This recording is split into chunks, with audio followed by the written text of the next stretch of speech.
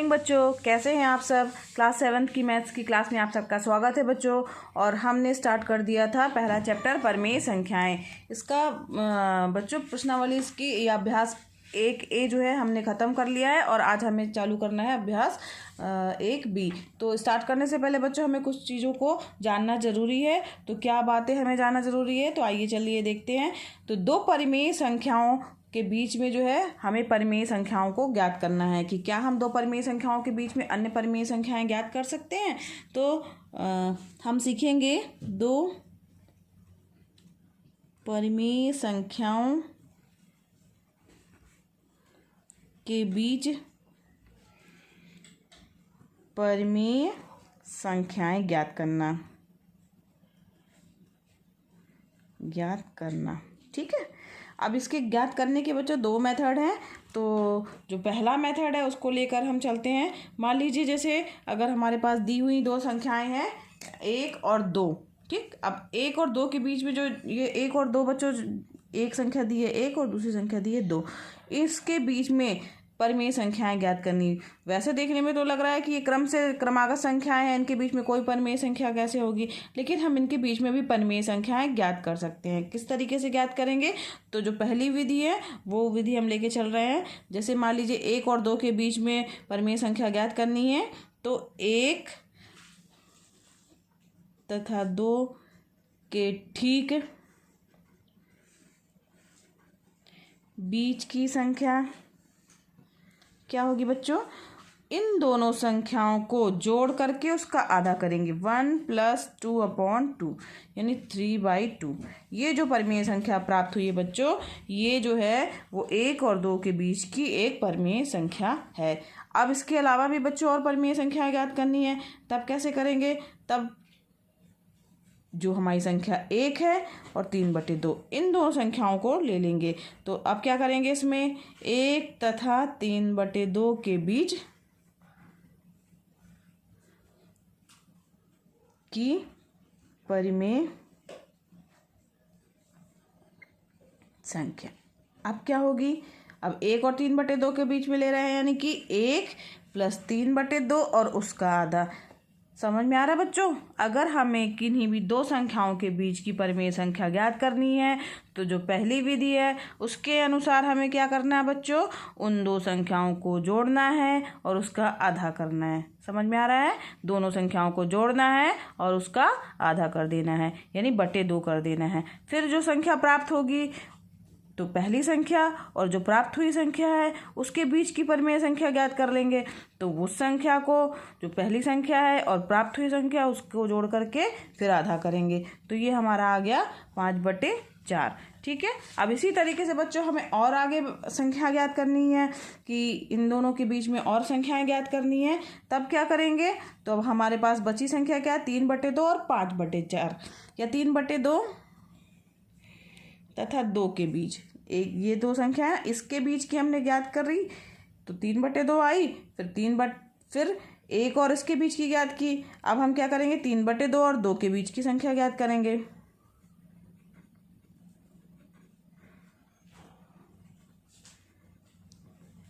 क्या आ जाएगी, 3/2 + 2/2। दोनों संख्याओं को जोड़ करके उसका आधा यानी /2 करेंगे। तो हमारे पास प्राप्त हो गया 7/4। ठीक। इस समझ में आ रहा ना बच्चों। अब इसी तरीके से अगर और अधिक परिमेय संख्याएं हमें ज्ञात करनी है, तो हम क्या करेंगे, अब हमारे पास में एक ये संख्या प्राप्त हो गई, एक ये संख्या प्राप्त हो गई, एक ये संख्या प्राप्त हो गई, यानी कितनी परिमेय संख्याएं हमारे पास प्राप्त हो गई, 1/2 और 1 और 2 के बीच में 1 2 3। अगर मान लीजिए और ज़्यादा पूछा गया है, तो हम फिर क्या करेंगे, उन्हीं संख्याओं को जोड़ करके और उसका आधा करते जाएंगे। तो इस तरीके से हमारे पास जितनी भी परिमेय संख्याएं हमें ज्ञात करनी है, हम परिमेय संख्याओं को ज्ञात कर सकते हैं। तो इससे क्या निष्कर्ष निकलकर सामने आया बच्चों, कि किन्हीं भी दो संख्याओं के बीच में या दो क्रमागत पूर्ण संख्याओं के बीच में अनंत परिमेय संख्याएं होती हैं। मतलब कई संख्याएं हम इसके बीच में ज्ञात करते हैं। यानी निष्कर्ष निकला हमारा कि दो क्रमागत पूर्ण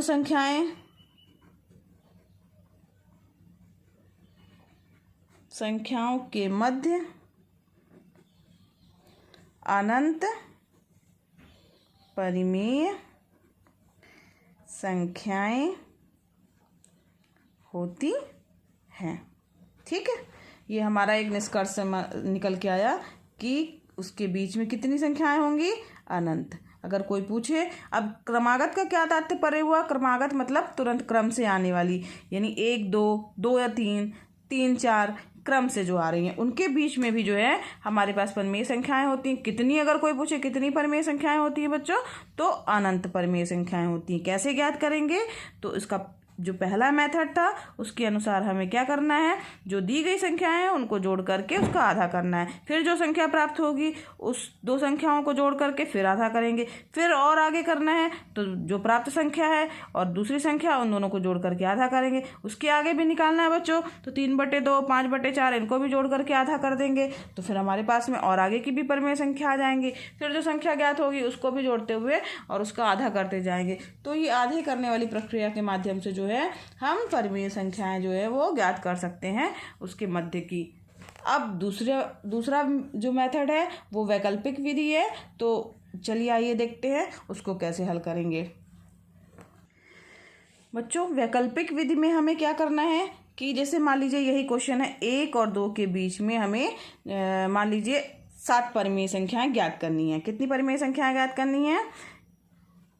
के बीच 7 परिमेय संख्याएं। ठीक, अगर मान लो 7 परिमेय संख्याएं ज्ञात करनी है, तब कैसे ज्ञात करेंगे? तो इसके लिए जो वैकल्पिक मेथड है उसके अनुसार जो है हमें सबसे पहले ये देखना होगा बच्चों कि कितनी परिमेय संख्याएं ज्ञात करनी है। यहाँ पर कितनी दी हुई हैं? 7। जितनी भी दी हो उसमें से 7 में 1 जोड़ेंगे। ठीक, अगर मान लीजिए हमारे पास 10 दिया होता तो 10 धन 1 करते, 8 दिया होता है तो 8 धन 1 करते, यानी जितनी भी परिमेय संख्याएं ज्ञात करनी है उसमें क्या करेंगे बच्चों? हम लोग 1 प्लस करेंगे, यानी 7 धन 1 कितना हो गया? 8। ठीक, अब जो संख्या प्राप्त हुई है, ध्यान से सुनिएगा बच्चों, जो संख्या प्राप्त हुई है उसका गुणा ऊपर नीचे पहली वाली संख्या से भी और दूसरी वाली संख्या से भी करेंगे। तो जैसे 1 है, ठीक, अब 1 में हम किसका गुणा करेंगे बच्चों? 8 का। ऊपर नीचे दोनों तरफ करेंगे तब तो 1 के बराबर होगा। तो ये क्या हो जाएगी हमारी संख्या? 8/8। समझ में आ रहा है? तो हमारी संख्या जो 1 है वो कन्वर्ट हो गई 8/8 में। ठीक, अब इसी तरीके से बच्चों क्या करेंगे? दूसरी वाली संख्या जो है 2, अब उसमें भी हम क्या करेंगे? 8 का ऊपर नीचे गुणा करेंगे, तो 8 दूनी 16/8। ठीक, तो हमारी जो संख्या 2 है वो हमारी कन्वर्ट हो गई 16/8 में। अब हमारे पास दो संख्याएं मिल गई, 8/8 और 16/8।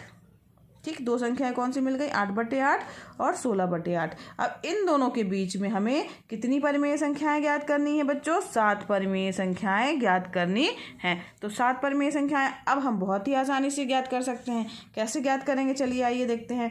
तो 8/8 में 1 जोड़ते जाएंगे। ठीक, 8/8 में 1 जोड़ेंगे, फिर 2 जोड़ेंगे, फिर 3 जोड़ेंगे, फिर 4 जोड़ेंगे, फिर 5 जोड़ेंगे, फिर 6 जोड़ेंगे और फिर 7 जोड़ेंगे। ठीक है, अब यहाँ पे कितनी संख्याएं हो गई हमारे पास में? 1 2 3 4 5 6 7 ना। अब 7 परिमेय संख्याएं जो ज्ञात करनी थी इसलिए हमने 7 बार जोड़ दिया। तो क्या आ जाएगा? 8 1 9/8, 10/8, 11/8, 12/8, 13/8, 14/8 और 15/8। तो इस तरीके से बच्चों यहाँ ध्यान दीजिए, हमारी जो संख्या थी 8/8 और क्या 16/8, यानी 1 और 2। ये संख्या हमारी क्या थी बच्चों? 1 थी और ये संख्या हमारी क्या है? 2। 1 और 2 के बीच में हमने कितनी संख्याएं ज्ञात कर ली? 1 2 3 4 5 6 7। 7 परिमेय संख्याएं जो हैं वो हमने ज्ञात कर ली। कितनी? 7 परिमेय संख्याएं। समझ में आया बच्चों करने का मेथड? एक बार और ध्यान दीजिए, फिर से समझिए क्या करना है हमें इस वैकल्पिक विधि में। ये बहुत ही आसान विधि है बच्चों। जितनी भी परिमेय संख्याएं ज्ञात करनी है, अगर यहाँ पर 7 दिया है तो हम 7 धन 1 हमने किया है, ठीक। और इसके बाद फिर जो संख्या प्राप्त हुई है उसका पहली संख्या में ऊपर नीचे गुणा कर दिया है, दूसरी संख्या में भी ऊपर नीचे गुणा कर दिया है। तो जो संख्याएं हमें बनकर प्राप्त हुई हैं वो 8/8 और 16/8 प्राप्त हुई है। इनके बीच में जो है अब हम आसानी से परिमेय संख्याएं ज्ञात कर सकते हैं। तो 8/8 और 16/8 के बीच में 7 परिमेय संख्याएं क्या हो जाएंगी फिर? 9/8, 10/8, 11/8, 12/8, 13/8, 14/8, 15/8, ठीक। ये 7 परिमेय संख्याएं हो गई और अगली जो संख्या होगी वो हमारी 16/8 यानी 2 ही प्राप्त हो गई। तो समझ में आ गया बच्चों आपको कि किस तरीके से 2 परिमेय संख्याओं के बीच में परिमेय संख्याएं ज्ञात करनी हैं।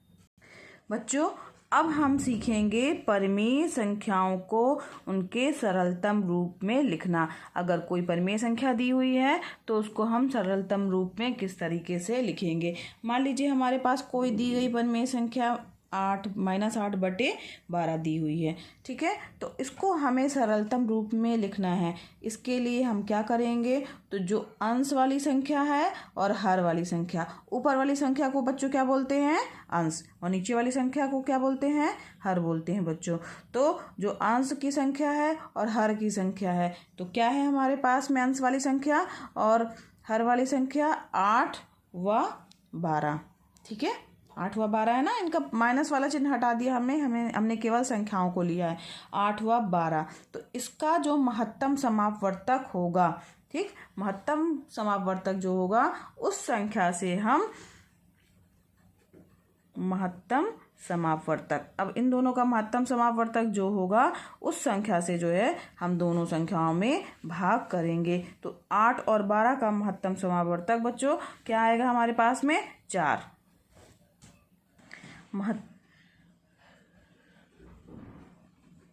महत्तम समापवर्तक 4 होगा, ठीक है। तो 4 कैसे आया बच्चों? तो महत्तम समापवर्तक से तात्पर्य है वह बड़ी से बड़ी संख्या जो दोनों संख्याओं को पूरी तरीके से विभाजित करे। तो 4 से हमारी संख्या 8 भी विभाजित होगी और 4 से हमारी संख्या 12 भी विभाजित होगी। तो इनका महत्तम समापवर्तक 4 आया है। अब इनसे हम भाग कर देंगे तो क्या हो जाएगा? -8/12 डिवाइडेड बाई 4, ठीक। और यहाँ पर भी क्या आ जाएगा? डिवाइडेड बाई, या इस तरीके से लिखिए, डिवाइडेड बाई 4। तो ये हो जाएगा -2 और 4 3 12 यानी 3। तो ये जो रूप आया, ठीक है, -8/12 का रूप -2/3 जो आया है, ये इसका क्या होगा? सरलतम रूप होगा, ठीक है। सरलतम रूप या मानक रूप भी इसे कहा जाता है, सरलतम रूप, या इसी को क्या बोलते हैं बच्चों? मानक रूप बोलते हैं, ठीक। ये मानक रूप कहलाता है और इस तरीके से हम इसमें व्यक्त कर सकते हैं। तो व्यक्त करने के लिए सरलतम रूप में या मानक रूप में व्यक्त करने के लिए क्या करेंगे बच्चों? हम जो 2 दी गई संख्याएं हैं उनका महत्तम समापवर्तक ज्ञात करेंगे और उस महत्तम समापवर्तक से दोनों संख्याओं में भाग दे देंगे और जो भी संख्या प्राप्त होगी वो उसकी सरलतम रूप या मानक रूप होगी, ठीक है। 2 परिमेय संख्याओं a/b और c/d के समान होने का प्रतिबंध, यानी 2 परिमेय संख्याएं दी हुई हैं और वो समान हैं कि नहीं हम कैसे पता करेंगे? तो इसके लिए क्या शर्त है? तो इसके लिए बच्चों जैसे हमारे पास दी हुई संख्या a/b है और क्या दी हुई है? c/d। तो ये संख्याएं समान है कि नहीं समान है, इसके लिए हम इनका तिर्यक गुणा करेंगे, ठीक है। तो तिर्यक गुणा करेंगे, इसका मतलब क्या हुआ? यहाँ बराबर का चिन्ह समझ लीजिए, a × d यानी AD बराबर होना चाहिए b × c, ठीक। तो ये जो प्रतिबंध आ रहा है AD बराबर BC, अगर AD बराबर BC प्राप्त हो रहा है बच्चों, तो हमारी जो 2 दी गई परिमेय संख्याएं होंगी वो क्या होंगी? आपस में समान होंगी। समझ में आया बच्चों कि अगर 2 संख्याएं दी हुई हैं और पता करना है कि वो दोनों परिमेय संख्याएं समान हैं कि नहीं हैं, तो हम उसमें क्रॉस मल्टीप्लाई कर देंगे, A का D से गुणा और B का C से गुणा, यानी AD बराबर अगर BC प्राप्त हो जा रहा है तो दोनों दी गई परिमेय संख्याएं क्या होंगी बच्चों? समान होंगी। तो ये भी जो है प्रश्नावली में इससे रिलेटेड भी प्रश्न हमें मिलेंगे। तो उसके लिए शर्त जो है या प्रतिबंध जो है वो हमें पता होनी चाहिए कि क्या होगी, ठीक है बच्चों। बच्चों अब हम सीखेंगे संख्या रेखा पर परिमेय संख्याओं को किस तरीके से निरूपित किया जाता है। तो संख्या रेखा बच्चों आप लोगों को पता ही है कि इस तरीके की होती है, मध्य में 0 होता है, इस तरफ भी तीर का निशान होता है और इस तरफ भी तीर का निशान होता है। तो इसके जो दाहिनी तरफ के अंक होते हैं वो क्या होते हैं बच्चों, धनात्मक होते हैं, और बाईं तरफ के अंक क्या होते हैं, ऋणात्मक होते हैं। तो मान लीजिए हमारे पास में कोई दी गई संख्या है कि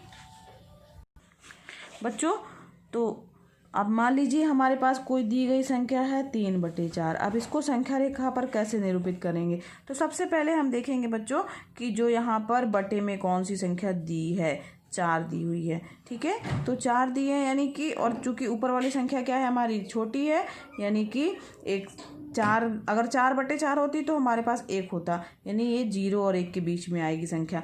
तो जो हमारे पास जो अंक है 0 और 1, तो वह अंक जो है हमें कितने भागों में बांटना है, 4 बराबर भागों में बांटना है। यानी 0 से 1 के बीच की दूरी, मान लीजिए हमारे पास ये 0 है और धनात्मक इस तरफ दाएं तरफ होते हैं, तो यहाँ पे 1 है, इसी तरीके से आगे 2 होगा। तो हमें यहाँ पे 1 आएगा। 0 और 1 के बीच की दूरी को हमें 4 बराबर भागों में बांटना होगा। तो ये पहला भाग हो गया, ये दूसरा भाग हो गया, ये तीसरा भाग हो गया और ये चौथा भाग हो गया।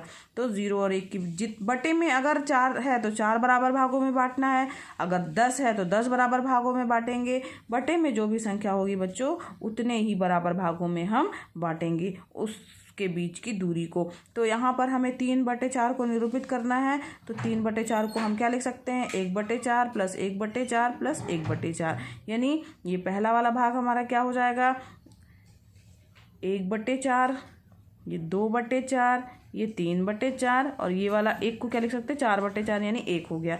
ठीक है, तो हमें किसको निरूपित करना है, 3/4, यानी संख्या रेखा पर हमारा ये 3/4 जो है इस तरीके से यहाँ पर ये बिंदु निरूपित होगा।